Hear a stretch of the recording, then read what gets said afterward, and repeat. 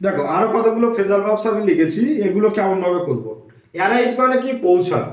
তাই এখানে কি আছে দেখো, টার্ন আপ মানেও পৌঁছানো, তাহলে আমি টার্ন আপ লিখবো। প্রেজেন্ট ফর্ম আছে তাহলে এটাও প্রেজেন্ট ফর্মে রাখবো, কোনো চেঞ্জ করব না। ওকে, নেক্সট দেখো রিজেক্ট মানে কি? কোনো কিছু বাতিল করে দেওয়া। হ্যাঁ, টার্ন ডাউন মানেও বাতিল করে দেওয়া, তাহলে টার্ন ডাউন লিখবো, কোনো ফর্মে চেঞ্জ করছি না। ঠিক আছে, তা দেখো পোস্টপন, পোস্টপন মানে কি? কোনো কিছুকে থামিয়ে রাখা। হ্যাঁ, এখানে দেখো পুট অফ আছে, পুট অফের মানেও তাই পোস্টপন, তাহলে পুট অফ হবে, পুট অফ। এবার দেখো আমি কিন্তু পুটেড অফ লিখলাম না, এখানে পোস্টপন আছে, পুটের তিনটে রূপই এক, পুট পুট পুট, এই জন্য পুট অফ লিখে দিলাম। তারপরে কি আছে? রিডিউস, রিডিউস মানে কি? তোমার কমানো। এখানে দেখো কাট ডাউন মানেও কি? কমানো, তাহলে আমি কাট ডাউনই লিখবো, ফর্মের কোনো চেঞ্জ হবে না, কাঠের তিনটে রুপি এক, যাই হোক না কেন কাট কাট কাট একই একই থেকে যাবে।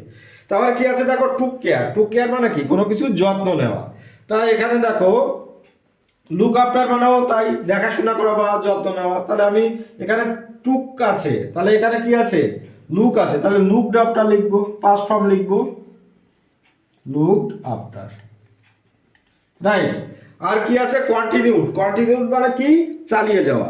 তাই এখানে দেখো তোমার ক্যারি অন আছে, ক্যারি অন মানেও কন্টিনিউড, হ্যাঁ মানে চালিয়ে যাওয়া, তাহলে এখানে ক্যারি আছে আর এখানে পাস্ট ফর্ম আছে, তাহলে ক্যারিড লিখবো, CARRIED, ক্যারিড অন।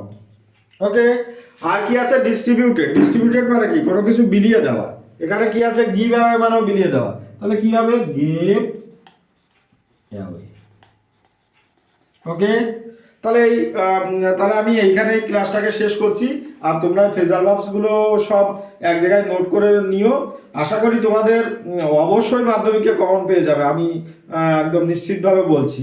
হ্যাঁ, তোমরা মোটামুটি 50টার মতো ফ্রেজাল ভার্বস আমি আগেও করিয়েছিলাম, এই করলাম আজকে প্রায় 12-13টার মতো। হ্যাঁ, তোমরা এগুলোকে মুখস্থ রেখো, আর ভালো থেকো, সবসময় পড়াশোনার মধ্যে নিজেদেরকে আবদ্ধ রাখো।